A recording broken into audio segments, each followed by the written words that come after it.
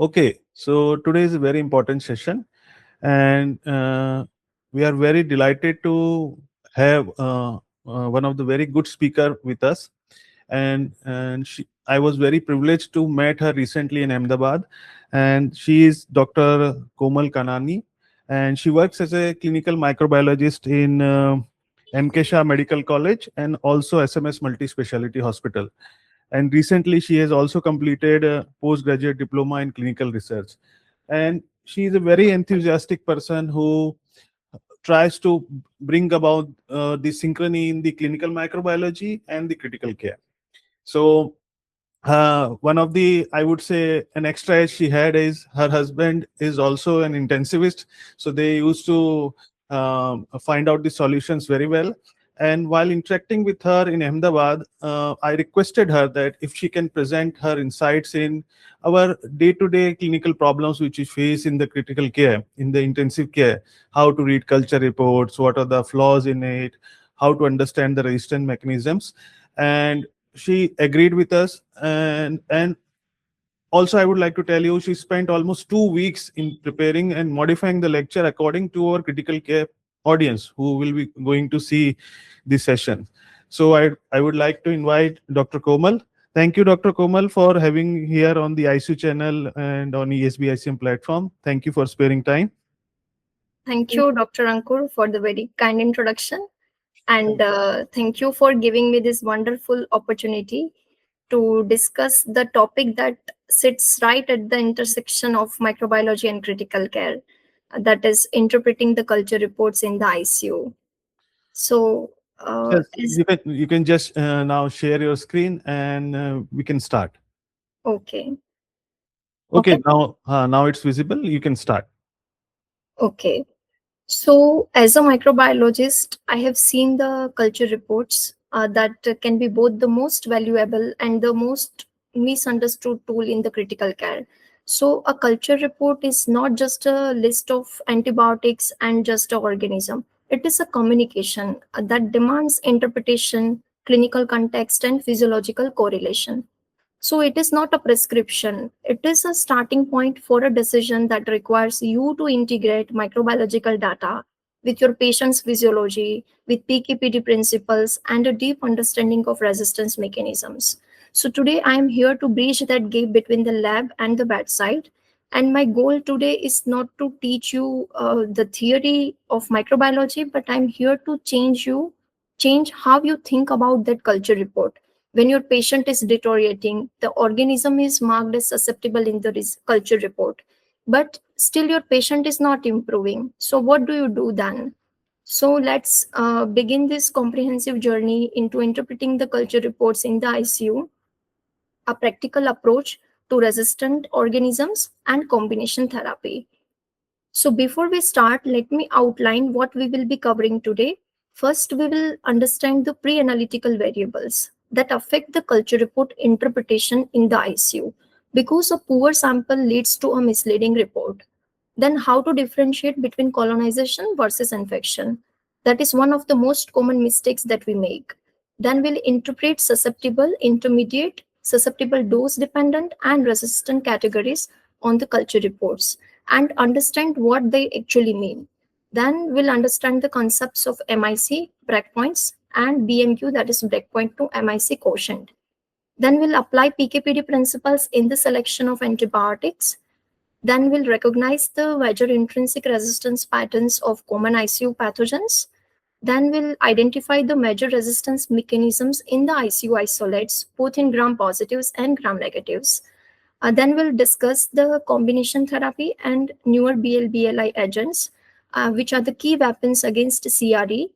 Then at the end, we'll integrate all of this into ICU antimicrobial stewardship, because understanding resistance is pointless if we don't use that knowledge to preserve our last resort antibiotics. Let me start with a critical question. Why culture interpretation fails in the ICU? I'm not here talking about the lab errors. I'm talking about the clinical integration of microbiological data. So we generate the reports, but the clinical decision that follows is sometimes completely disconnected from what the report actually says. And why does this happen? Let's see. In the ICU, three things behave differently, that simultaneously: organisms, patients, and the drugs. ICU isolates, they carry higher resistance burden compared to what we see in the wards. Here, patients behave differently. Most of the time, they are immunocompromised, they are battling with the multi organ failures, with the altered physiology. And drugs also behave differently. They generally have altered PKPD parameters. This is the core challenge in the ICU. So whatever we are testing in the lab is under standardized controlled conditions. That means we use standardized inoculum, we use standard media, and there is a predictable drug concentration in the lab. But your patient is none of those things. And that is exactly why culture reports cannot be simply read. They must be interpreted in the context of organism, patient, and the drug. And that is what we are learning today, right?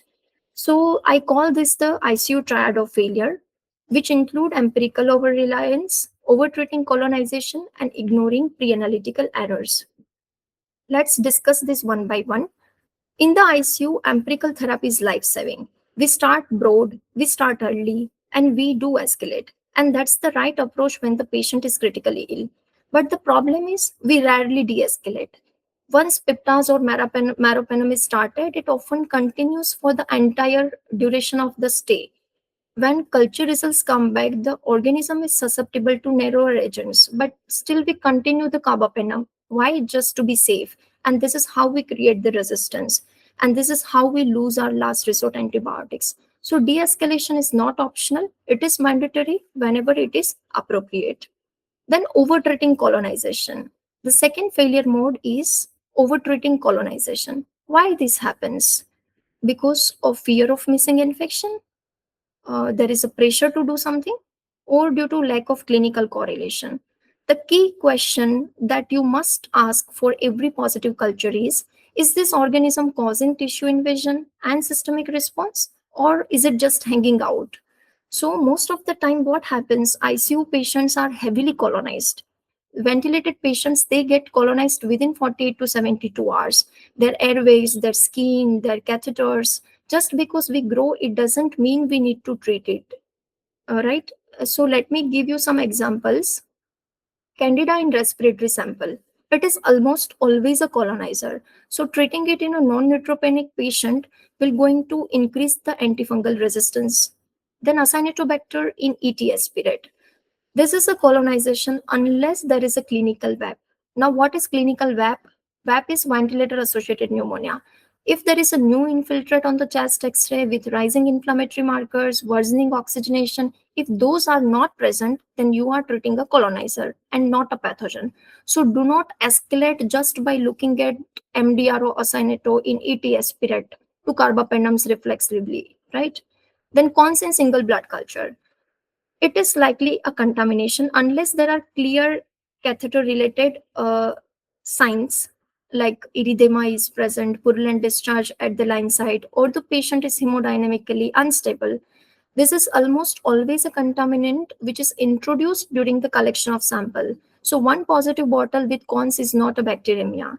Then Enterococcus in urine without symptoms.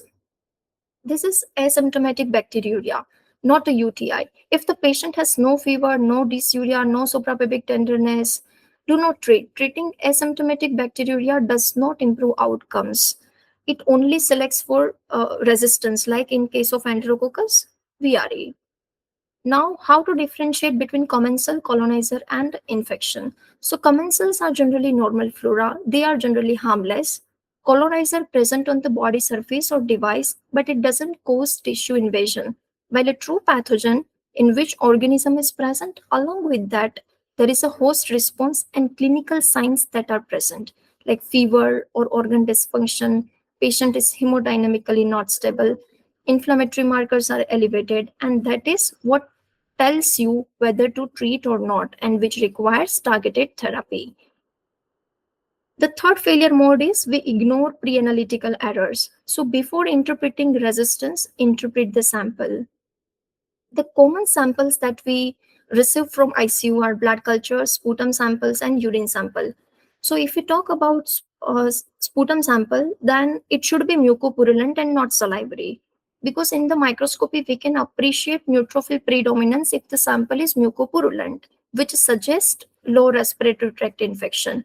But still we get salivary sputum sample, and if we grow something from salivary sample, it doesn't have any clinical significance, because in the ICU resistant organisms like Acinito, Pseudomonas, that are just colonizing the oropharynx. And what happens next? You get a culture report that says that Pseudomonas aeruginosa is resistant to everything, and you escalate to colistin, but the patient doesn't have pneumonia, they have oropharyngeal colonization. So here poor sample quality will get you misleading culture report, and this is how pre-analytical error leads to clinical disaster. Let's talk about blood cultures, the gold standard for diagnosing bacteremia. Blood cultures are highly vulnerable to pre-analytical errors, and that can completely mislead your clinical decision making. The first thing is inadequate volume in the blood culture bottle. Each blood culture bottle should ideally receive 8 to 10 ml of blood. If it is less than that, then you reduce the sensitivity of detection. Low level of bacteremia, which is common in the early phase of sepsis, it may be missed entirely.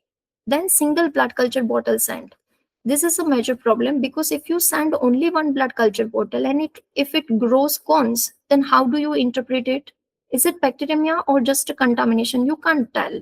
So you are forced to either treat a possible contaminant or risk of missing a real infection. So at least you need 2 bottles to make that call. Then time to positivity also matters.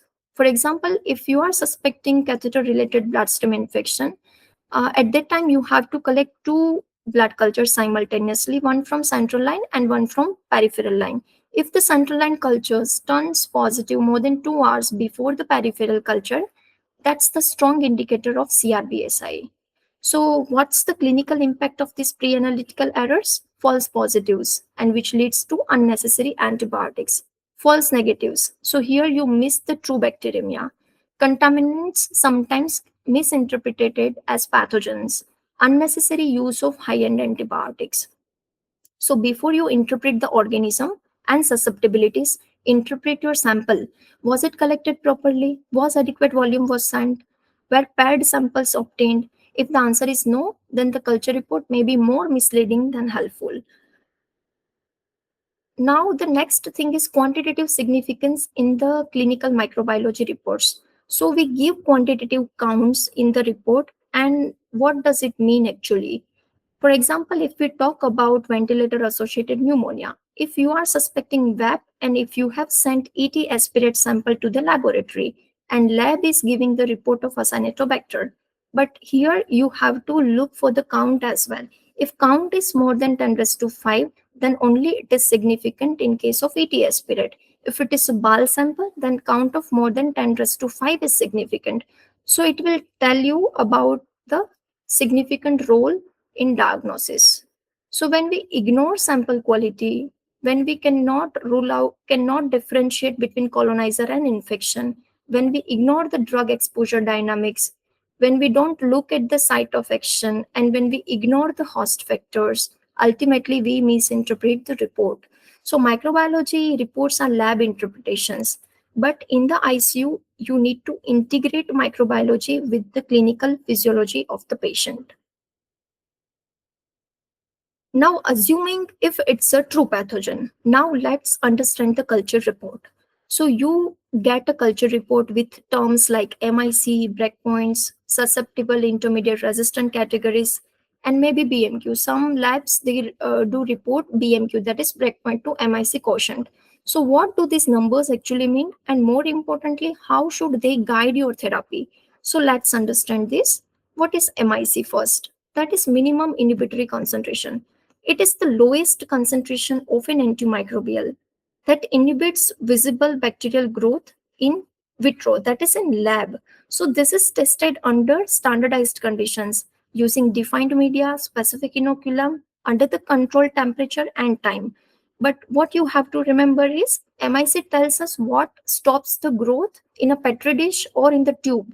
In the septic shock, the petri dish is not your patient, right? So patient has altered PKPD, variable tissue penetration, immune dysfunction, and maybe any undrained source is present in your patient that you have to consider. And then there is another terminology which is MBC, that is minimum bactericidal concentration. MIC is visible turbidity, and MBC is what we see in the culture plate, that is growth. So MBC of the antibiotic will always be higher than MIC. And if the distance between MIC and MBC is more, then it means the drug is more static.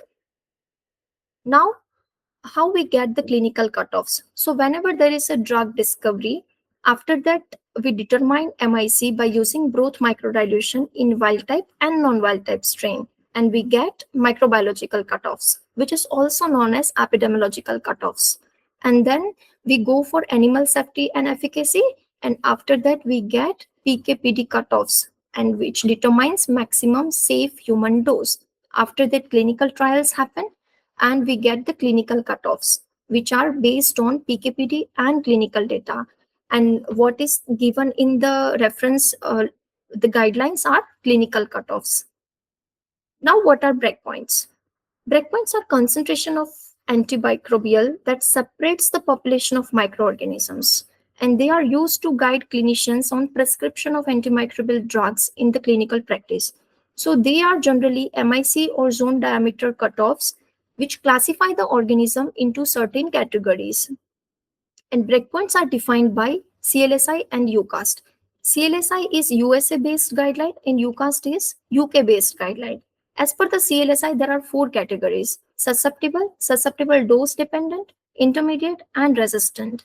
And in India, most of the labs, they follow CLSI.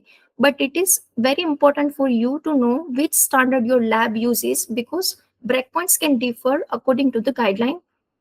Then UCAST, as per the UCAST guideline, there are only 3 categories. There is no SDD category as per the UCAST guideline. So how are breakpoints determined? They are based on MIC distribution across thousands of bacterial isolates. PKPD modeling, that is how the drug behaves in the human body. Then Monte Carlo simulation is statistical modeling of probability of target attainment. And clinical outcome data is like, does the patient actually get better? But here is the critical part, where breakpoints assume standard dosing, normal physiology, and typical drug distribution. A drug that is susceptible by lab standards may still fail clinically if PKPD targets are not met, right? That's why ICU patients, they often fall outside these assumptions. Now let's clarify these categories, what they actually mean. What is susceptible means? Susceptible means standard dosing regimen here is appropriate. If we provide standard dosing regimen, then there is likely clinical efficacy of the drug. Susceptible dose dependent, it means we need to increase the dose, or we can increase the exposure of the drug. In this way, we can achieve the likely clinical efficacy. Intermediate, if we increase the dose or if we increase the duration, but it will always be lower, there will be lower response compared to the susceptible ones. And resistant is, even if you increase, even if you optimize your PKPD, still there will be clinical failure is expected. Now, what is BMQ? That is a practical tool. So before BMQ, generally there is a myth that lower the MIC, better the therapeutic efficacy.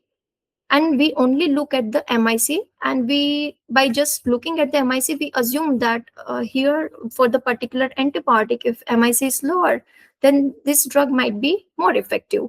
But what if more than one antimicrobial agents are susceptible in your report? Then BMQ will help you to choose the better drug. So BMQ formula here is very simple: susceptible breakpoint divided by the test MIC. Here is one example. Let's understand this.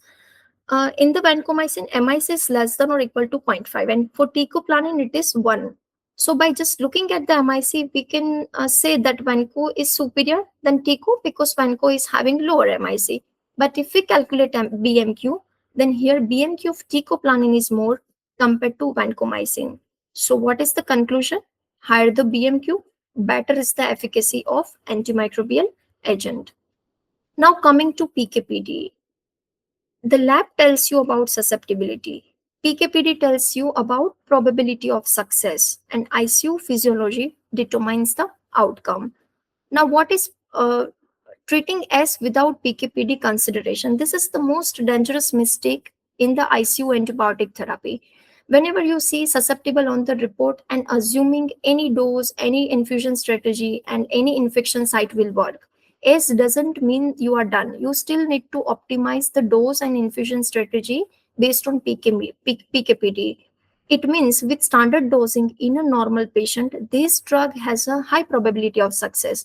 But your ICU patients are not normal. You need to understand PKPD principles to optimize the therapy. So, what is PK? PK is pharmacokinetics, what the body does to the drug, which includes absorption, distribution, metabolism, and excretion. And pharmacodynamics, that is PD, what the drug does to the bug, that is PD. So, when you integrate PK and PD, you get three parameters that predict the success of your therapy. And this is the classical graph that shows drug concentration over the time in relation to the MIC. So here are the three PKPD parameters. First is time above the MIC. That is percentage of the time the drug concentration stays above the MIC, then maximum concentration, that is peak by MIC, and AUC by MIC, that is area under the curve divided by the MIC. So different antibiotics, they follow different types of killing patterns. And based on this, there are three categories: concentration dependent killing, time dependent killing, and exposure dependent killing. So first is concentration dependent killing. Here our target is to achieve the maximum concentration. And example, the best example is aminoglycoside. Here we want a high peak, and that's why once daily dose will work here.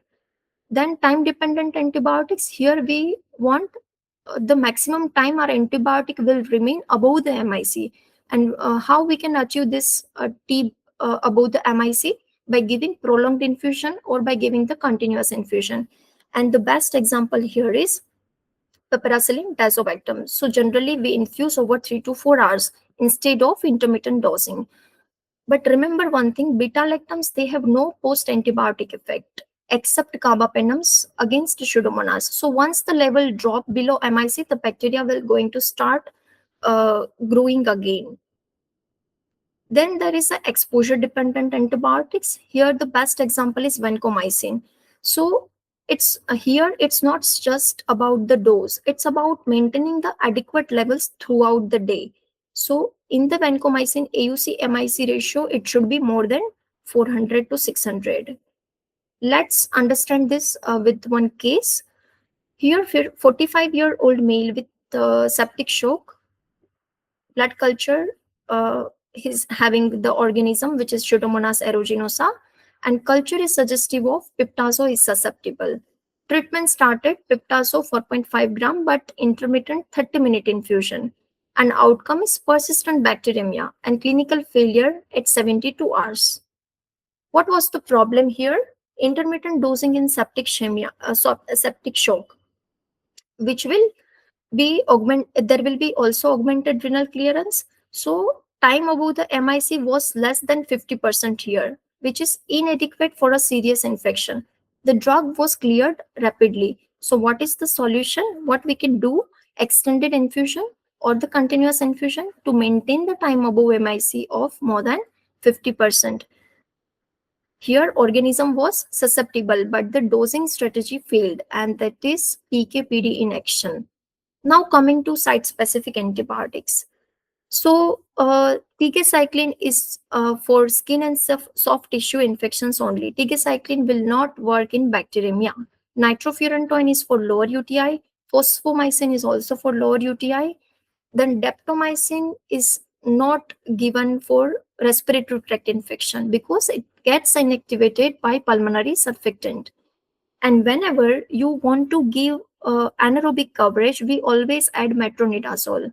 But there are other agents as well which has good anaerobic coverage. So whenever you give meropenem, it will cover both gram negatives as well as anaerobes. So whenever you are giving meropenem, there is no need to add metronidazole for extra anaerobic coverage. That we have to remember. Likewise, piptazo is also having an excellent anaerobic coverage. Then there are drugs which we have to avoid in CSF infections, like first and second generation cephalosporins, cefamycins, doripenem, ertapenem, imipenem, clindamycin, macrolides, and tetracycline. So here is to summarize PKPD points. Lower the MIC, better the therapeutic efficacy. It is definitely a myth. Then we have to look for the site-specific antibiotics, look for the site of infection, consider the elimination route of the drug, assess the patient's renal and hepatic function as well, optimize therapeutic strategy, dosing as well as infusion, look for the drug properties. What is the bioavailability of the drug? What is the protein binding of the drug?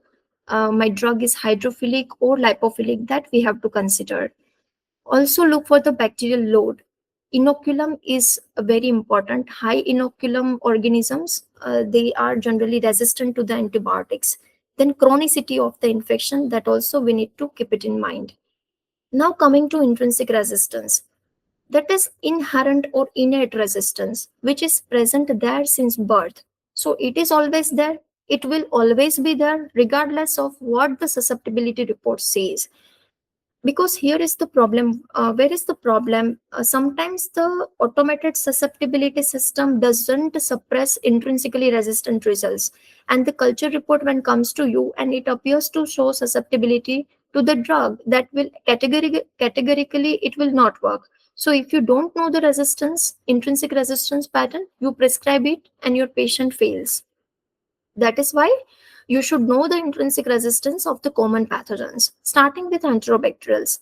They are intrinsically resistant to vancomycin, daptomycin, clindamycin, macrolides, linezolid, tadizolid, quanipristine, dalfopristins. So these are the antibiotics which are mainly effective against gram-positive infections, except macrolides. Macrolide we give azithromycin for Salmonella and Shigella infections. So except macrolide, all the antibiotics are only for gram-positive infections.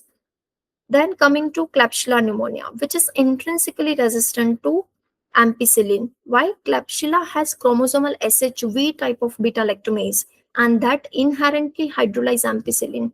So never use ampicillin for Klebsiella. Then Enterobacter cloacae complex, which is intrinsically resistant to ampicillin, amoxiclav, ampicillbactam, first and second generation cephalosporins. Enterobacter also carries inducible AmpC, and that I will discuss in the resistance mechanism section. So even if it is susceptible to third generation cephalosporin, should be avoided in the therapy. Then there is a list of organisms which are intrinsically resistant to colistin, which includes Proteus species and Serratia.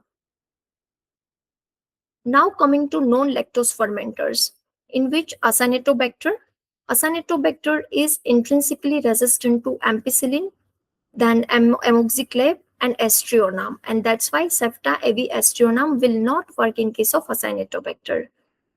Then Pseudomonas is intrinsically resistant to ampicillin, amoxiclav, ampicillbactam, and importantly, it is intrinsically resistant to cefotaxime and ceftriaxone. So third generation cephalosporin, ceftriaxone have no activity against Pseudomonas. Ertapenem will not work against Pseudomonas. Cotrimoxazole also will not work against Pseudomonas. Now coming to gram-positive bacteria, they are intrinsically resistant to Astrionam, polymyxin B colistin, and nalidixic acid. If we look at the Enterococcus, Fishium, and Faecalis, they are intrinsically resistant to cephalosporins and low level of aminoglycoside. Low level of aminoglycosides, they are intrinsically resistant in case of Enterococcus, Faecalis. But we need to here look at the species of Enterococcus, because Enterococcus gallinarum and casselliflavus, these are the two species of Enterococcus which are intrinsically resistant to vancomycin. Now coming to ICU resistant phenotypes in the gram positives. These are the most common gram positive ICU infections, and today I will cover Staphylococcus and Enterococcus, which are more frequently we see in the ICU. In the Staphylococcus aureus, we are more concerned about MRSA and VRSA. And in Enterococcus, we are more concerned about VRE and Linezolid resistant VRE. Now, first starting with the Staphylococcus aureus, which is the most clinically significant gram-positive pathogen in the ICU. So the story of Staph aureus is essentially the story of antibiotic resistance itself. From the introduction of penicillin in the 1940s to the resistance challenges that we face today, this organism has consistently evolved. So we'll walk through the resistance spectrum, starting with MSSA, then Borsa morsa, then MRSA, then H. visa, VRSA, and then linezolid resistant MRSA. Each represents a clinical challenge and it requires a different approach. Let's see one by one. First, MSSA, that is methicillin susceptible Staphylococcus aureus, which is susceptible to beta-lactam agents. Here, all the beta-lactam agents will work. But whenever you get the report with MSSA, and if you have started empirically vancomycin, then you must de-escalate after getting MSSA report to cefazolin or oxacillin, cloxasolin, ceftriaxone also we can give. So we have to de-escalate. Why? Because of better bactericidal activity, better tissue penetration, lower MIC. Vancomycin has inferior outcomes in MSSA bacteremia compared with the beta-lactams, and which is evidence-based. It is given in many articles. And the third thing that we have to look is MSSA produces penicillinase, which is encoded by the BLAZ gene, and this means you need a penicillinase resistant beta-lactams. So if your culture report says that it is MSSA and you are still on vancomycin, switch to oxacloxa or cefazolin, and this is evidence-based de-escalation that we must do. Now, Borsa and Morsa. This is the gray zone of Staphylococcus resistance. Why? Because MSSA, we all know there is MAC gene will be negative in MSSA, and in MRSA, MAC will be present. And in Borsa and Morsa, MAC will be negative. But here, what is the problem? What is the full form of Borsa? Borsa is borderline oxacillin resistance Staphylococcus aureus, and Morsa is modified oxacillin resistant Staphylococcus aureus. They are MAC negative. They do not have classical MRSA resistance gene, but they still show reduced susceptibility to beta-lactams. And lab will going to report it as MSSA because routine testing doesn't always detect them. And that's where the clinical failures come in. Borsa is due to hyperproduction of beta-lactamase, and Morsa is due to point mutation in the PBP. And that's why there will be higher MIC of the oxacillin, but cefoxitin screen test will remain negative. So for example, your patient is on cefazolin for Staph aureus bacteremia, which is not clearing. Now blood cultures persistently remains positive, and lab report suggestive of MSSA, which is MAC negative, but it can be Borsa or Morsa, and prevalence is variable due to underreported due to lab detection gap. So when we can suspect Borsa and Morsa? When there is a persistent bacteremia despite of adequate beta-lactam dosing. Now coming to MRSA. MRSA, we all know, which is MAC gene positive. So here, due to presence of MAC gene, there will be change in PBP to PBPA, which is the target site for beta-lactam. So PBP gets changed to PBP2A. Now beta-lactam will not be able to bind there, and there is a resistance to resistance in the Staph aureus. Which are the active drugs that will work against MRSA, which includes vancomycin, teicoplanin, linezolid, daptomycin that we can give. Here, all the beta-lactams will be resistant except one cephalosporin, that is ceftaroline. And we can give erythromycin, clindamycin, but only after looking for D test, that is inducible clindamycin resistance test. Now, how we detect MRSA in the lab? So in the laboratory and the culture report, you have to look for the two drugs. One is cefoxitin screen. If your lab is using the Vitek system, then you have to look for the cefoxitin screen test. If it is positive, then it means your isolate is MRSA. And if your oxacillin MIC, if it is more than or equal to 4, then your isolate is also again MRSA. So by looking at these two drugs, we can comment on MRSA. There are other methods also available like PCR also there, which can detect mycogen, which is gold standard molecular test. Now comparing BORSA, MORSA and MRSA side by side. So in the BORSA and MORSA, MACA and PBP2A will be absent. Resistance mechanism in case of BORSA is due to hyperproduction of beta-lactamase. MORSA is due to mutation in the native PBP, but to PBP will get changed to any other PBP except PBP2A. PBP2A is present only in MRSA. If we look at the oxacillin MIC, then it is higher in case of BORSA, MORSA, and in MRSA. But if we look at the cefoxitin screen test, then cefoxitin disc will be susceptible in BORSA and MORSA. And here we cannot detect in the lab because lab will report it as MSSA only. But in these three cases, your beta lactam will not be will not helpful. Now, if we look at the vancomycin resistant in the Staphylococcus aureus, starting with VSSA, that is vancomycin susceptible Staph aureus, then we have H visa, that is heterogeneous visa, then we have visa, that is vancomycin intermediate Staph aureus, and then we have VRSA. Let's see one by one. So starting with VSSA, where vancomycin binds, it binds to DLR-DLR side chain of the peptidoglycan. And by binding to the DLR-DLR side chain, it will inhibit the cross-linking, and this way there will be cell lysis and cell death occurs.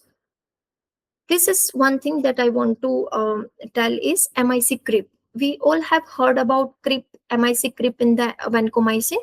What does it mean actually? It is the gradual, slow and often unnoticed upward shift of vancomycin MIC values among MRSA isolates over the time, remaining within the susceptible range, but it progressively approaching to the breakpoint. So it is a slow drift which is unnoticed until a clinical failure. How we can see the creep? For that, we have to look for the antibiogram of the institute. If we look at the antibiogram of the past 10 years, and if we target the vancomycin, and vancomycin MIC previously it was around 0.25, then 0.5, then 0.75, and nowadays what we are getting is MIC between 1 to 2, and where are H visa also there. Vancomycin MIC breakpoints are different according to the guidelines, and that is very important because as per the CLSI, there are three categories in the vancomycin, and that's why whenever your lab is using CLSI guideline, you will get the report which is suggestive of VSSA or VISA, that is intermediate Staph aureus, or VRSA. But if your lab is using only UCAST guideline, then you will get VSSA or VRSA. You won't get VISA when your lab is using UCAST guideline, right? And susceptible breakpoints are same for CLSI and UCAST, but resistant breakpoints are different. And that's why whenever your MIC is near to 2, like above 1, avoid using vancomycin. Vancomycin therapeutic drug monitoring. It is very important. As I have mentioned previously, exposure dependent antibiotic it is. So we need to achieve AUC MIC of more than or equal to 400 to 600. But despite of achieving good PKPD, if still our patient is failing, then there might be H visa, visa or VRSA. So in those cases, you can escalate to linezolid or daptomycin. Now the core paradox is here H visa and visa. So lab is reporting that your vancomycin is susceptible. You have like applied PKPD rules, and AUC MIC is also more than 400, but still your patient is not improving. Why? Because of H visa. So what is the problem in H visa? Why we cannot detect H visa in the lab is H visa is an isolate that appears fully vancomycin susceptible on the routine testing, but it has subpopulation of the cells which has higher MIC and which are enough to survive. It will expand under the vancomycin pressure. That's why routine MIC testing completely misses it. Now, what is the actual mechanism of H visa?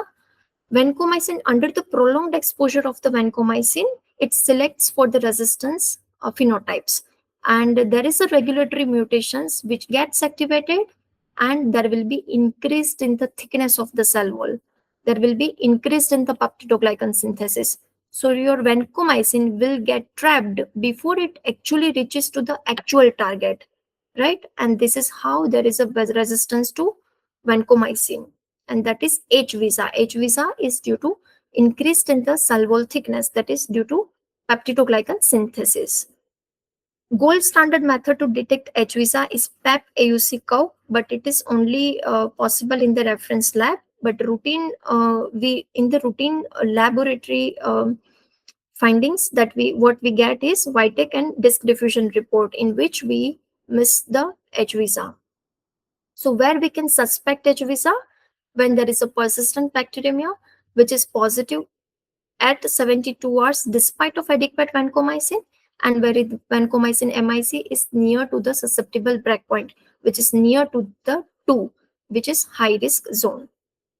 Now coming to VRSA. So where does it came from? VRSA is because of VRE only, that is vancomycin resistant Enterococcus. So Van gene was transferred from VRE to the Staphylococcus aureus via conjugation, because it is plasmid mediated transfer of Van gene. And in the Staphylococcus aureus, VRSA is due to DLR side chain, which gets changed to the DLR lactate side chain, and that's where your vancomycin will not be able to bind. Here, in case of VRSA, your vancomycin MIC will be more than or equal to 16 as per the CLSI guideline, but as per the UCAST, it will be more than 2. What is the prevalence of VRSA in India? In India, we get VRSA, but main problem of VRSA is in the USA. If we look at the trend in the VRSA, before 2010, the prevalence was around 1.2%, but nowadays the prevalence is 2.4%. So there is a twofold increase in the prevalence of VRSA in the recent years, which reflects the increasing vancomycin pressure worldwide. Now let's understand this with the one case. 62-year-old female with MRSA bacteremia, endocarditis is suspected. In the culture report, Staphylococcus aureus, which is susceptible to vancomycin, but MIC is 2. Treatment was given according to the PKPD parameters. Technically, it was adequate because here AUC is 500. So AUC MIC ratio is 250. Now, what is the outcome? Blood culture is positive at 72 hours. Clinically, patient is deteriorating. What was the problem? MIC is 2, so it often harbors H visa. So here AUC MIC target is not sufficient. So we have to switch here. And that is what we have to remember. Now coming to Linezolid resistant Staphylococcus aureus. Linezolid has been one of our go-to alternative for MRSA, especially when vancomycin fails, but resistance is emerging. Here we can see 6 distinct pathways. They all are converging on the peptidyl transferase center of the 50S ribosomal subunit. So Linezolid works by binding to the peptidyl transferase center of the 50S ribosomal subunit, and this binding will block the protein synthesis by preventing the formation of the initiation complex. And because this target is so conserved, we assumed that resistance would be slow to emerge, but we were wrong. So look at this diagram carefully. There are 6 different pathways. They all are converging on the same target. And the organism has found 6 different ways to protect or modify this single site. So to all the microbiologists, whenever you get any Linezolid resistant isolate of Staphylococcus aureus, always send it for molecular resistance gene detection. Why? Because treatment choice depends on the mechanism and not just a phenotype. If the gene is present, like CFR or OptRA is present, then the drug of choice is daptomycin. If OptRA is negative, then tadizolid you can use. So here treatment depends on which gene is present, and that's why gene detection is also important if we get any linezolid resistant Staph aureus. Now coming to inducible clindamycin resistance. The ERM gene, which is erythromycin resistance methylase gene, that encodes the methylase enzyme and that targets the 23S rRNA of the 50S ribosomal subunit. And this methylase adds a methyl group to a specific adenine residue at the drug binding site. So what does that do? It causes cross resistance to three antibiotic classes simultaneously, that is macrolides, lincosamide, and streptogramins B. And this is the MLSB phenotype. Why? Because of all three drug classes, they share an overlapping binding site on the 23S rRNA, and methylation of that adenine residue physically prevents all these three antibiotics from the binding. Here, ERM gene can be expressed in two ways. One is inducible and one is constitutive. We are more concerned about inducible resistance. So, in the inducible macrolide lincosamide streptogamin B, that is MLSB. So, in inducible MLSB phenotype, methylase is not constitutively expressed. It is switched off by default. So the methylase is only produced when it is exposed to an inducer, and the primary inducer here is erythromycin. So lab report is in the routine testing will give you erythromycin is resistant, but clindamycin is susceptible. The report shows clindamycin is susceptible. So looks like a reasonable choice and you prescribe it. But what happens in your patient? When clindamycin itself is a weak inducer, it shares the same binding site. So organism is exposed to clindamycin during the therapy and it selects for the constitutive mutants. So organism that undergo de-repression and it will start producing methylase constitutively regardless of the inducer presence. And your patient initially responds, but then on after day 3 to 5, they deteriorate. So repeat, whenever you ask for the repeat culture, you will get the same organism, but now it becomes resistant to clindamycin. And this is inducible clindamycin resistance, converting to constitutive resistance on the therapy and treatment failure. And that was entirely predicted, but only if you knew what to look for in the report. So whenever you want to prescribe clindamycin or erythromycin, always look for inducible clindamycin resistance in the report. If the D test is positive, then it means IMLSB is confirmed. So do not use clindamycin. Even though the routine report says susceptible, the drug will select resistance on therapy. Now coming to Enterococcus species. So in the normal Enterococcus, normally Enterococcus is intrinsically resistant to low level of aminoglycoside.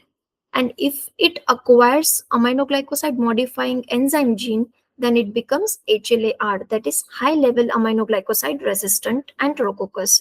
If it acquires VEN-A, VEN-B gene, then it becomes VRE plus HLA-R.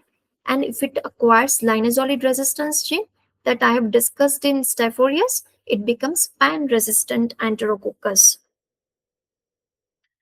Now there are two clinically relevant species of Enterococcus. One is Enterococcus faecium and Enterococcus faecalis. Faecium is more intrinsically resistant compared to faecalis, and VRE is more common in faecium. And in the ICU isolates, most of them are Enterococcus faecium.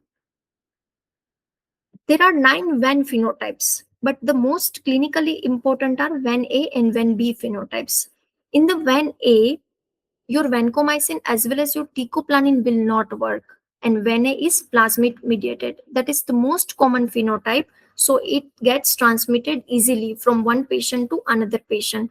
That's why infection control practices are very important whenever there is VRE isolate in your ICU. Then VEN-B. In the VEN-B, your teicoplanin will work, but if your VRE is due to VEN-A gene, then Vanco and teico will they both will not work. And VEN-C is what I have previously mentioned in the intrinsic resistance part is there are two another species of Enterococcus, which is Enterococcus gallinatum and casselliflavus. They have VEN-C gene, and that's why there is intrinsic resistance to vancomycin in these two species. So this is about intrinsic resistance of Enterococcus, cephalosporins, Clinda, your trimethoprim, and low-level aminoglycosides. It will not work. For the treatment of VRE, if it is due to VEN-A, we can give linezolid daptomycin. If it is due to Ven B, we have another option, that is teicoplanin also we can give. Now coming to HLA-R, that is high level aminoglycoside resistant. What does it mean actually? Enterococcus, as I have said, that they are intrinsically resistant to low level of aminoglycoside. But if we increase the dose of aminoglycoside, then it might work, but along with the beta-lactam agent. Why? Because beta-lactam agent will going to inhibit the will going to beta-lactam agent will beta-lactam agent, they have bactericidal killing activity, so it will kill the bacterial cell wall, and your aminoglycoside will be able to enter, and it will act on the ribosomal subunit where it will inhibit the protein synthesis. So this is how they act synergistically. You cannot prescribe aminoglycoside only in the Enterococcus. You can give, but along with the beta-lactam agent, because we have thicker cell wall of gram-positive organisms, that for that we require beta-lactam. And if your report is saying that HLA-R is positive, then it means high-level resistance is present. So you cannot give aminoglycosides in your Enterococcus isolate. So here in the table, we can see in the last column, if double positive, then it means Genta and Strepto high level aminoglycoside resistance. If it is present, then synergy here is not applicable. You cannot prescribe it. And now in Enterococcus faecalis endocarditis, MP plus ceftriaxone is now preferred due to HLA-R prevalence. So here I have compiled everything. I have tried to tie up everything, whatever I have discussed regarding gram-positive. If your report is saying that Staphylococcus aureus isolate, if it is susceptible to cefoxitin and oxacillin, it is likely MSSA. So here drug of choice would be Cloxa, Flucloxa or cefazolin. If it is susceptible to cefoxitin but MIC of oxacillin is higher, then it can be Borsa and Morsa. If it is resistant to both cefoxitin and oxacillin, it is MRSA due to MAC gene. But if it is resistant to cefoxitin but oxa MIC, if it is in susceptible range, that is MRSA due to MAC-C gene. And clindamycin we can give in staph, but only after performing inducible clindamycin resistance test. Here, vancomycin creep in the Staphylococcus aureus, VSSA, then we have discussed visa and H visa, and then VRSA. VRSA is due to Ven A gene from VRE. In the Enterococcus, if no Ven gene present, then we can give ampicillin, vancomycin, and if HLA-R test is negative, then also we can add aminoglycosides. But if Ven A or Ven B gene is present, then only the options that we have is daptomycin, linezolid, or if it is Ven B, then we can give teicoplanin. Now coming to gram-negative resistance phenotypes. Gram-negative resistance represents a more complex, rapidly evolving, and more terrifying threat to our ability to treat critically ill patients. So these are the most common gram-negative infections that we generally see in ICU, which includes Escherichia coli, Klebsiella, Enterobacter, Serratia, Proteus, Citrobacter, and non-lactose fermenters, Pseudomonas, Acinetobacter, Stenotrophomonas, and Burkholderia. So let me start by contrasting gram-positive and gram-negative resistance. Why gram-negatives are different and more challenging? Because in the gram-negative, we have multiple simultaneous mechanisms at a time, like ESBL with porin loss, with efflux pumps. They all are working together in gram-negatives. But in gram-positive, what we have seen, single major mechanism was that per organism. MRSA has MECA, VRE has Ven gene or Ven B gene, and there was linear progression. So you go from MSSA, then MRSA, then Visa. So it is a predictable path in case of gram-positive. But here in case of gram-negative, non-linear convergence, organisms acquire multiple resistance determinants simultaneously through horizontal gene transfer. In case of gram-positive, we have Linezolid that we can give in OPD basis. Oral options were there. But in gram-negative, Carbapenems that are also IV antibiotics, but they are not working because of CRE. Now, and also we have plasmid transfer resistance. Plasmid transfer resistance very rapidly in hours. So one conjugation event can transfer multiple resistance genes to multiple organisms overnight.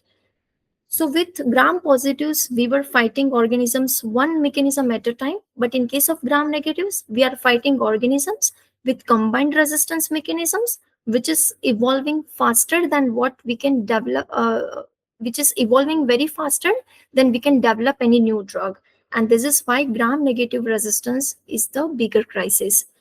Why are gram negatives more complex? Because they have two membranes. First, they have two membranes. So here antibiotic has to cross two permeability barrier. One is outer membrane and then inner membrane. Also here no oral salvage options are available. So most last resort gram negative agents, they are only IV like colistin, tigecycline. But in the gram positive, we can step down to linezolid or cotrimoxazole, that we can do. And this is why treating gram negative MDR infections, it requires to understand the combined resistance mechanism and not just the enzyme type, right? Now, mechanism of antibiotic resistance. So before we go into specific resistance phenotypes, let's review the four main mechanism of antibiotic resistance. First is active efflux pump. So here whatever drug tries to enter the cell wall, but it will be expelled out due to the presence of efflux pump. Then porin loss. Due to porin loss, there will be reduced in the permeability of the cell wall. Then there is a target site modification, and that we have seen in case of MRSA. MRSA is due to change in the target site, that is PBP to PBP2A. Then antibiotic modifying enzymes like beta-lactamase enzyme, aminoglycoside modifying enzymes, and due to which resistance is there. Now coming to the most famous classification of beta-lactamase, that is Ambler's classification, which is molecular classification of beta-lactamase. And then there is another classification, which is Bush-Jacobi-Medeiros classification, which is functional classification. As per the Ambler's classification, there are two types of beta-lactamase, serine and metallobeta-lactamase. In the serine beta-lactamase, we have class A, class D, and class C, and metallobeta-lactamase are class B, which are more common in Indian scenario. Class A is ESBL, Class D is OXA, and Class C is AmpC beta-lactamase. We'll further discuss later on. Clinically important beta-lactamases are ESBL, AmpC, and Carbapenemases. So what is ESBL? ESBLs are ESBL can hydrolyze penicillins, cephalosporins, and monobactams, and which include aztreonam. But resistance we can ESBL resistance we can overcome by using BLBLI or carbapenems. Now MC gets hydrolyzed by penicillin, cephalosporins, and cefamycins. But here fourth generation cephalosporins will remain active, so we can give cefepime in MC producers. And also carbapenems are effective here. In case of carbapenemase type of beta-lactamase, everything is hydrolyzed. Like carbapenems will not work, your penicillin, cephalosporin, cefamycins will not work. So we have only last resort antibiotics like colistin, tigecycline, or newer BLBLI combinations that we can give. These are the three main ESBL genetic families, which include CTXM, SHB, and TEM. So in Indian setting, CTXM is more common. But all these three are plasmid mediated, so they can get transferred horizontally. As per the Indian ICU data, 30 to 50% of the E. coli and ES Klebsiella, they are ESBL. So when we can suspect ESBL? When there is a history of prior hospitalization within 3 to 6 months, when there is a recent antibiotic exposure, and especially with the third generation cephalosporins, when there is a healthcare associated infection, when there is a prior culture which is suggestive of organism that is ESBL producer. So in such cases, we can suspect ESBL. So what we can do, we can give BL-BLI combinations in ESBL. So do not reflexively use carbapenem for all the ESBL. Use carbapenem sparing strategies for non-severe infections when BL-BLI MIC is low. Now, what is the difference between ESBL and MC? ESBL is inhibited by BLI, but MC will not be inhibited. So, in case of MC, your BL-BLI will not work. ESBL in case of MC, your cefamycins will be. Yes, in case of MC, cefamycin will work. So what cefamycin is? Cefoxitin and cefotitin. Now it is destroyed. Sorry. In case of, so now let's understand the difference between ESBL and MC. In case of ESBL, we can give the BL-BLI combinations, but in case of MC, we cannot give BL-BLI. They are resistant to all the betalactamase inhibitors. In case of MC, we can give fourth generation cephalosporins, and that is cefepime. Cefepime we can give in case of MC, but here cefamycin has no role. And MC is chromosomal or plasmid mediated, but ESBL is only plasmid mediated. Treatment options that we have in case of ESBL is BL-BLI or carbapenem we can give, but in case of MC, we have only carbapenems. There are two types of MC. One is plasmid mediated and the second one is inducible. Plasmid mediated MC, these organisms, they do not normally carry chromosomal MC, but they acquire it via plasmid because of horizontal gene transfer. So unlike chromosomal MC, plasmid mediated MC is constitutively expressed. So it is always there. It is not inducible. And which are the organisms that can acquire plasmid mediated MC is E. coli, Klebsiella, Proteus, and Salmonella. Now, coming to inducible MC, which is very important. So these organisms, they naturally carry the MC gene on their chromosome. At baseline, it is expressed at low levels, but whenever it is exposed to beta-lactams or any other inducer, it induces high level of expression. And these are the popular mnemonics for the inducible MC: HEC-yes, space or spice group of organism, and ESCPM organism. So which are these organisms? Space group of organisms, which include Serratia, then Pseudomonas, then Acinetobacter, Aromonas, indole positive Prote, Citrobacter, and Enterobacter cloacae complex. The most common example is Enterobacter bacteremia. Initially, it responds to ceftriaxone, then MC gets induced and resistance emerge on therapy on day 3 to 5, and patient ultimately deteriorates. So how does it happens? How MC induction happens? So in the normal state, as we can see in the image, MD enzyme, it degrades the MC inducer molecule. So here MC gene is suppressed. So there is low MC production and your drug will work. But whenever it is exposed to beta-lactam agent, beta-lactam overwhelms MD and MC inducer gets accumulated, MC gene is de-repressed, and high MC production will be there. So your drug will be destroyed. And this is why certain beta-lactams are strong inducers of MC. And these are the strong inducers that we have to avoid in the spice or space group of organisms, which include cefoxitin, imipenem, clavulinate, ampicillin, and amoxiclav. Let's understand this with one case. A 52-year-old male post-op exploratory laparotomy for perforated bowel. He develops fever and blood cultures are sent. Organism isolated is Enterobacter cloacae that was susceptible to piptazo. Patient was empirically started on piptazo, so it was continued.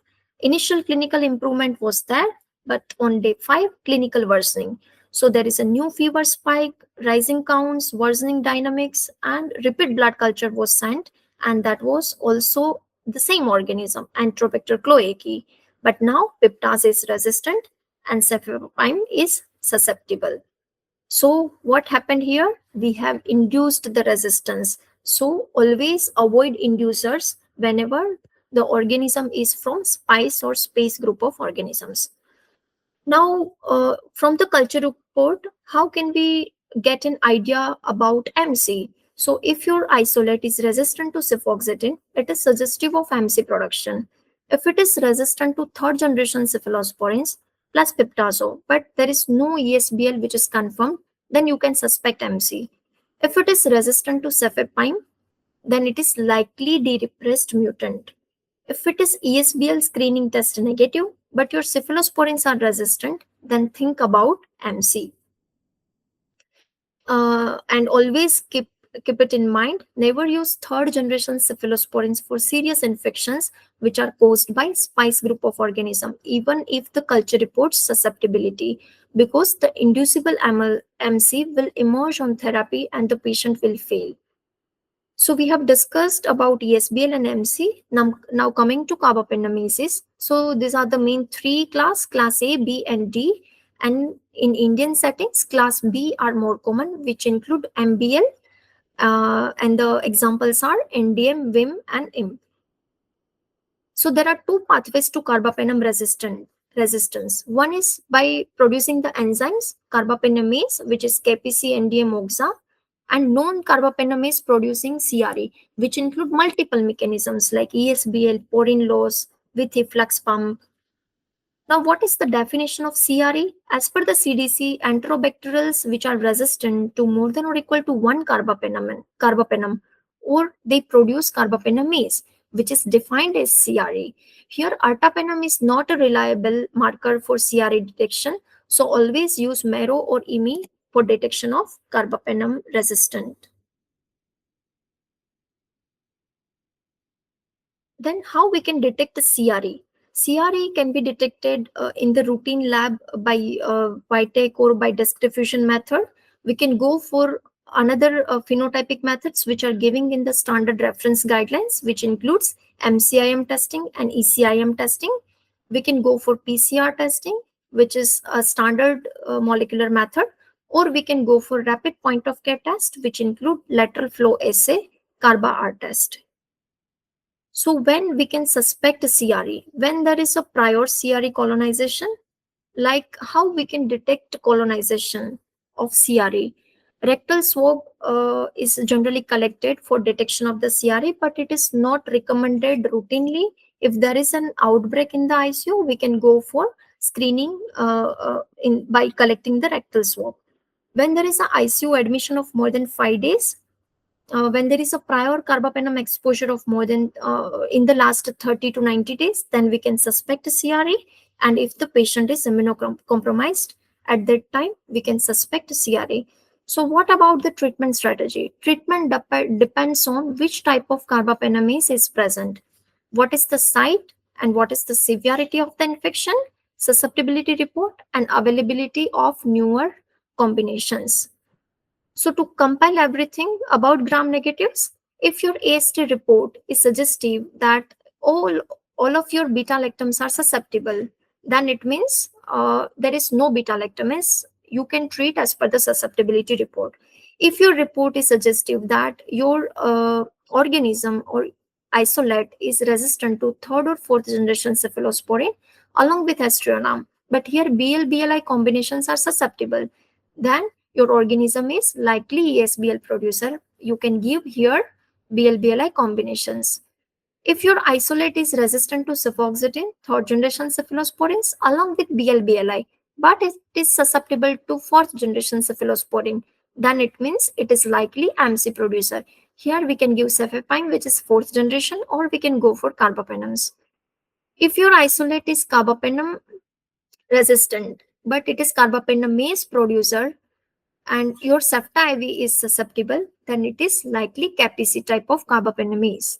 If your carbapenems are resistant and it is due to carbapenemase production and septa AV is also not susceptible, only Astronam is susceptible, then it means your isolate is likely MBL type. Now combination therapy, newer BL-BLI agents. Starting with ceftazidime avibactam. Ceftazidime is third generation cephalosporin and avibactam is beta-lactamase inhibitor. It has good activity against KPC and OXA, but it has no activity against NDM. And in Indian settings, NDMs are the main problem. Now, what we have done is we have added Astronam in the ceftazidime avibactam to target MBLs.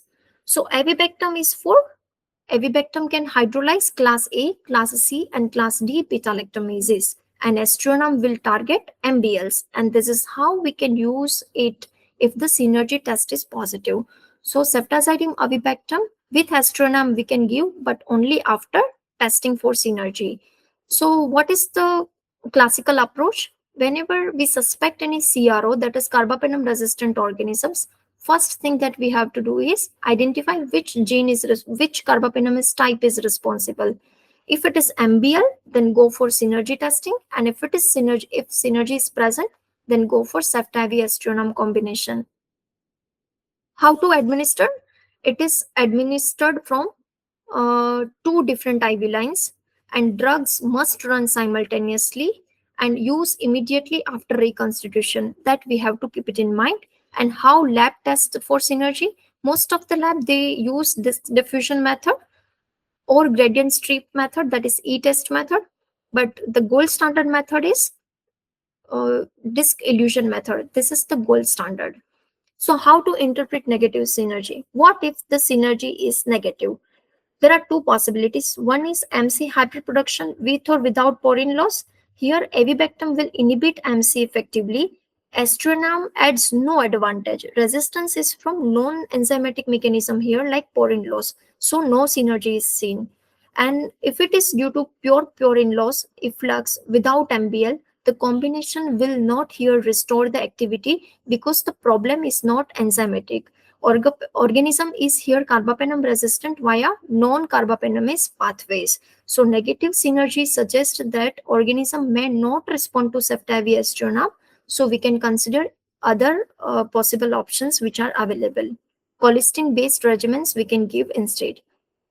Now these are the novel beta-lactam combinations. We can see in the chart that ceftazidime avibactam has good activity against CAPC and OXA. Meropenem vaborbactam also has good activity against CAPC OXA. Imipenem cilastin relibactam has only activity against CAPC, and Astronam avibactam is effective against CAPC, MBL, and OXA. So here is the comparison of two wonderful combinations, ceftavi-aztreonam and Astronam avibactam. Mechanism of action is same for both. Avibactam here inhibit class A, C, and D carbapenemases, while Astronam is stable to MBLs. The administration strategy is different for both. Ceftavi-aztreonam separate infusions through different lumens, while Astronam avibactam is co-formulated in the single infusion drug. So in case of ceftavi-aztreonam, there is a risk of CRBSI, which is less in case of Astronam avibactam. And in case of testing in the laboratory, we have a synergy test in case of ceftavi-aztreonam, but for Astronam avibactam, in the recent CLSI guideline, which is of 2026, they have added breakpoints for Astronam avibactam. So we can go for MIC testing if it is requested. Now cefiderocol, which is a Trojan horse antibiotic, actively transported into bacterial cell via iron transporters. So it bypasses porine resistance. It has broad activity against NDM, CAPC, OXA. So for NDM, we have cefiderocol, ceftazidime avibactam with Astronam and Astronam avibactam combination that we can use against NDM, but limited availability in India. Now this is interpretation of Carba-R rapid test. Carba-R rapid test. Here we detect most of the private labs, they do Carba-R test. And how to interpret this test? There are 5 carbapenemase type that we can detect with the single test, which includes CAPC, NDM, VIM, IM, and OXA.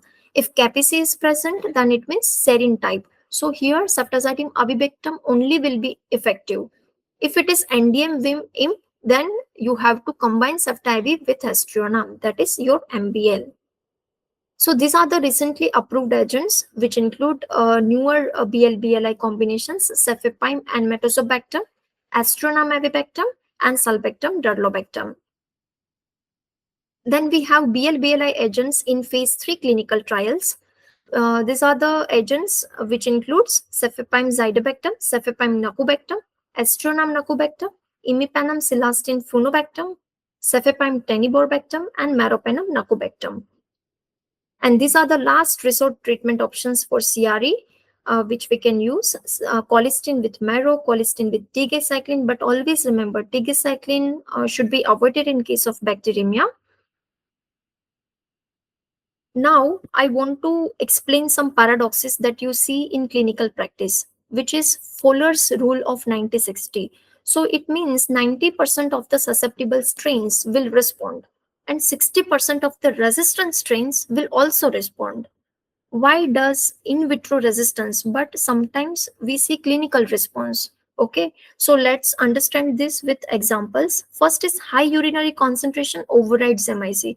So nitrofurantoin may appear resistant systematically, but it achieves greater concentration like 100 times MIC in urine. So it is perfect for UTI. Then tissue concentration exceeds the serum MIC. Azithro has low serum levels, but it concentrates 10 to 100 times intracellularly, and which is why it works in atypical pneumonia despite higher MIC. Then post-antibiotic effect. Aminoglycosides and fluoroquinolones. It suppresses bacterial growth for hours, even after levels drop below MIC. Then immune system compensates. So in vitro, whenever we perform the lab test, it doesn't have any immune cells, but in the immunocompetent patient's defense work synergistically with a resistant drug. In vitro inoculum mismatch. That means MIC testing uses a standard bacterial load, but actual in vivo burden, it may be lower or it may be higher. Then breakpoint mismatch. So organism was tested against the systemic breakpoints, but site-specific breakpoints would show susceptibility. It might happen. Then due to lab errors, like lab has used wrong testing method, disk diffusion versus broth microdilution, you can get different results. Then lab has used mixed culture or the wrong isolate has tested, then you may get the wrong results. So here what we have to remember, do not automatically give up on a drug just because the lab report is saying resistant. So here context matters always. Now the reverse side. Now the flip side is, why does in vitro is susceptible, but sometimes it fails clinically? Why? Because time above MIC that we have seen not achieved. So beta-lactams given intermittently in the septic shock with augmented renal clearance. So drug is cleared too fast here. Time above MIC is not achieved. Then AUC MIC target not met in vancomycin. I have already explained it. Then poor tissue penetration. Tigecycline has excellent in vitro activity but low blood levels. So do not use it in bacteremia despite of susceptibility. Then inoculum effect. High bacterial burden, like in abscess or in ventilator-associated pneumonia, it overwhelms the peptazo-BLI activity. So the beta-lactamase here overwhelms the BLI. So MIC effectively shift to resistant range in vivo. Then H-visa heteroresistance. So here always there will be subpopulation which is having higher MIC, and that's why in vitro it will be susceptible, but clinically it will fail. Then biofilm formation. The minimum bactericidal concentration in biofilm is 100 to 1000 times the MIC. So in the in vitro, whatever we test in the lab, MIC test, we only test for planktonic bacteria, not the biofilm producing organisms. Then inducible AmpC. Enterobacter test susceptible to ceftriaxone. But on therapy, it induces chromosomal AmpC betalactamases, which leads to on-treatment resistance. Then efflux pump upregulation in the vivo. So here stress conditions in the host can upregulate the efflux pumps that were not active during in vitro testing, right? Then intracellular pathogens like salmonella, which hide inside the macrophages, and many antibiotics cannot penetrate the phagolysosome. Then undrained source, for example, abscess or any infected device or necrotic tissue. So here no antibiotic will work without source control. Then wrong dose or duration. So subtherapeutic levels in obese patients or those with augmented renal clearance, it can cause failure despite of susceptibility. So clinical context, your PKPD and source control are equally critically important. Now, as I am a microbiologist, I need to integrate everything into stewardship. So let's see stewardship in the ICU. What does it mean? What does stewardship mean? The right CDC has defined this stewardship terminology as the right antibiotic for the right patient at the right time with the right dose, with the right route, which causing the least harm to the patient and future patients. The last phrase, future patient, is very important. So every antibiotic decision that we make today will affect the resistance landscape for patient we'll see tomorrow, next month, next year, right? So here are the 4 moments of antibiotic decision making that we have to ask to ourselves. Does my patient have an infection that requires antibiotics? Have I ordered appropriate cultures before starting antibiotics? What empirical therapy should I initiate? A day or more has passed. Can I stop now antibiotics? Can I narrow therapy? Can I change from IV to oral therapy? What duration of antibiotic therapy is needed for my patient's diagnosis? So these 4 moments should be checklisted in every ICU daily rounds. Rational use of antimicrobial agents. Let me show you the principles of rational antimicrobial use. Culture before antibiotics. So whenever possible, always send culture before starting antibiotics. Always do the source control, drain the abscess, remove the infected devices. Appropriate empirical therapy based on your local antibiogram. De-escalate based on the culture reports. Do the dose optimization, PKPD optimization, uh, perform the therapeutic drug monitoring, avoid unnecessary or irrational combinations, and always go for IV to oral switch whenever clinically appropriate. Um, Now, infection control practices in ICU. VRE colonization in one patient, and the patient beside the VRE, we have another MRSA patient. So VRE gets, from VRE, our Ven gene will get transmitted to the MRSA, and your MRSA will become now VRSA. And this is how resistance gets transferred. And that is why hand hygiene, contact precautions, isolation in the ICU is very important. And that's why VRE stewardship is inseparable from the MRSA management. In the stewardship, we have to perform contact isolation for VRE and MRSA, minimize vancomycin use whenever alternatives are available, and de-escalate MRSA therapy to beta-lactams when your MSSA is confirmed, and perform environmental cleaning in the ICU. Here is the WHO aware classification, which categorizes antibiotics into 3 groups: access, watch, and reserve group. Reserve group of antibiotics are the last resort antibiotics, which are colistin, linezolid, ceftazidime avibactam, cefiderocol, and fosfomycin. So these are the antibiotics, like reserve group of antibiotics. It requires prior approval by the AMS team as per the antimicrobial stewardship policy. And this framework should guide your ICU formulary and approval processes. So let me wrap up with the 10 questions that you have to ask whenever you receive a culture reports in the ICU. First is this infection? Is this an infection or a colonization? Then what is the organism's intrinsic resistance? Then next question is, what resistance mechanism is likely? Then what does the MIC mean in this patient? Not just the breakpoint. Consider PKPD, site of infection, host factors, everything. What is the site of penetration of this antibiotic? What dose optimization is needed? Prolonged infusion, high dose, loading dose. What is needed in this patient? Is combination therapies needed in my patient? Is source is control is achieved? Because no antibiotic will work without source control. Then can I de-escalate now? So these are the 10 questions that should frame every antibiotic discussions in your ICU. And with that, we come to the end of this comprehensive series on integrating culture reports in the ICU. Resistance is inevitable, but the speed at which we lose effective antibiotics is not. So every decision that we make today shapes the treatment options of tomorrow. So to the intensivist in this audience, you are on the front lines of antibiotic resistance crisis. The decisions that you make, which antibiotic to start, when to de-escalate, how long to treat the patient, this does not only affect the patient in front of you, but also shape the future of antimicrobial effectiveness. And as a microbiologist here, what I need from you is send cultures before antibiotics, whenever it is appropriate, and communicate clinical context whenever you order the cultures, and call the lab whenever culture results doesn't make any sense to you, whenever your therapy is failing. So we can add the additional testing as well. Thank you so much.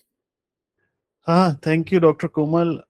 I can't thank you enough for making such a comprehensive session.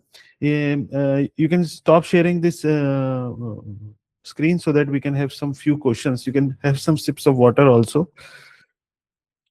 But before taking the question, I must tell you, those who are listening this lecture, even if you are the first time or even you are practicing in your ICUs, this is going to be a real help to you. Some sections of this session you may know, some sections you may not know, but it's getting all the things, all the important things at one in a single session is really a treasure, I would say.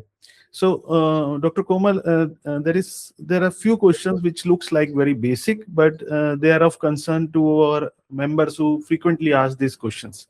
So, first is how do you pick colonizers? Specifically, if I would ask you, in the ET, if you get an Acinetobacter, or in the UTI, if you get an Enterococcus sort of thing. So it's very difficult at times for people to ignore that report. So what are your suggestions on this? Most of the time when we get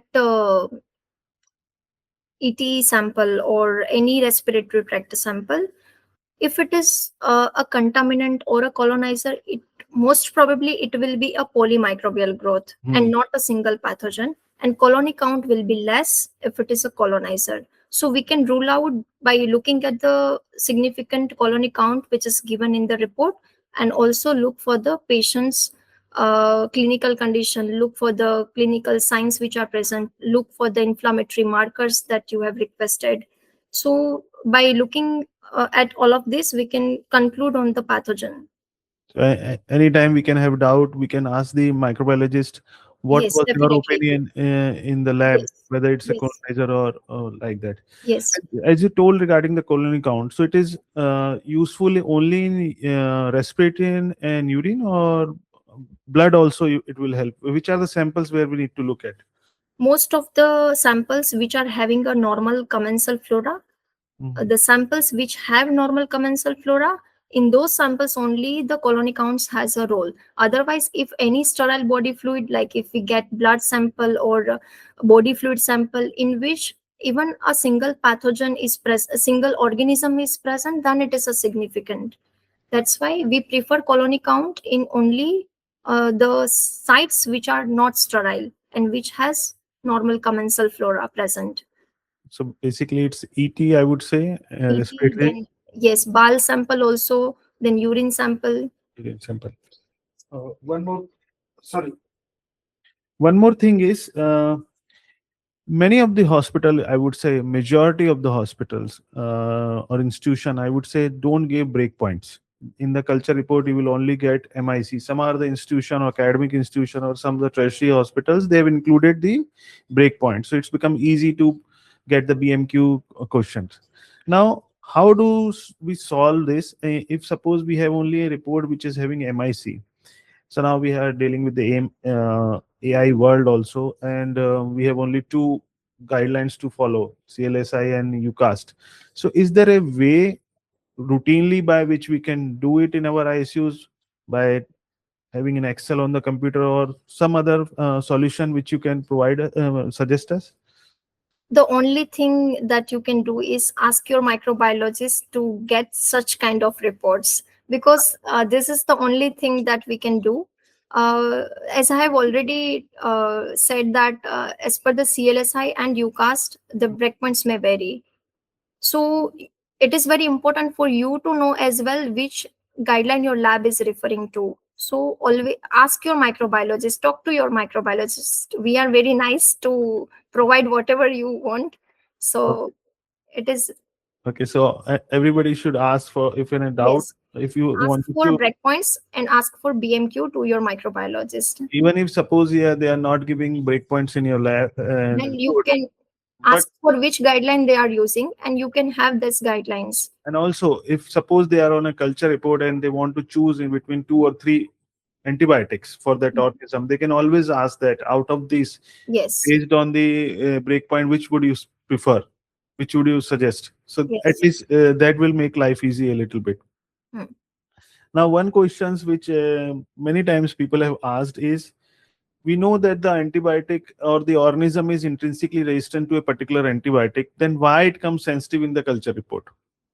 Because most of the lab, they are using automated Vitex system nowadays, and sometimes your automated system cannot suppress intrinsic resistance, and microbiologists, they have to look for the report whenever it comes from the Vitex. But if it is dispatched from the lab and it comes to you, then it is equally important for you to know which organisms are resistant to which antimicrobial agents. And this happens because of automated systems, because they sometimes don't suppress intrinsic resistance reports results in the system. Okay. So regarding two things, 3 questions all I have before concluding. Which are the antibiotics in your opinion would be which you see clinically are helpful in Acinetobacter organisms? If I would say, Mostly sir, colistin and tigecycline only that we can use, or any sulbactam based combination we can give. that Okay. we can give. So though your session was very comprehensive, but if some of the students asking this, those who want to read more on these topics, do you have some few suggestions of books which you can recommend? I know that that was a very comprehensive one which has taken a lot of effort and a lot of resources, but still, to begin with, if they want to start in this, those who are freshers or those who are just entered in critical care, 1 or 2 books you can suggest, if something coming in your mind. Antimicrobial stewardship practices books we can use, or we can go for evidence based articles. That only I can say, because I have also learned everything from that only. So thank you, Dr. Komal, once again. It was really, I'm not able to express in words how important this lecture is. And I'm sure those who will listen to this, they will listen to it many times so that get an idea that all such important information in a single session. And before leaving, if you want to say something to our audience on the IC channel and ESBICM, a few messages to them, if you want to say something. To all the intensivists out there, what we can do is, together we can optimize the antimicrobial therapy, and the ultimate aim of doing this all the things is, we want to improve the patient outcomes, and we want to preserve the remaining effective antibiotics. So at least start looking at the culture report, and whenever you are in any dilemma, call your microbiologist. We are here to help you out, and I'm always here. You can connect me with my email ID that I will provide. So yeah, thank you. You can just say, I will post in the comments also, but you can just say your email ID. Komal Kanani 32 @ gmail.com. So I will make it a flash on the screen also. Yeah, sure. So Thank, I'm here anytime. Thank you so much, Dr. Ankur. thank you, Once thank again, you, thank you. thank you, Dr. Komal. Now please take rest, have water, and little bit of something to eat. So Thank thank you all for listening this, and I hope you will like it. And please post your suggestions and feedback in the comment section. In fact, you can ask queries also. We'll try to respond. So thank you, Dr. Komal, once again for this, and all the audience, those who are listening this, if they want to teach and if they are passionate about teaching some topics or a particular area in critical care, then you are always welcome on ESBICM. You can just drop an email to academics@esbicm.org and we can get in touch. अभी तो मुझे याद भी नहीं आ रहा है, अभी मैं एकदम थक गई हूँ बोल बोल के.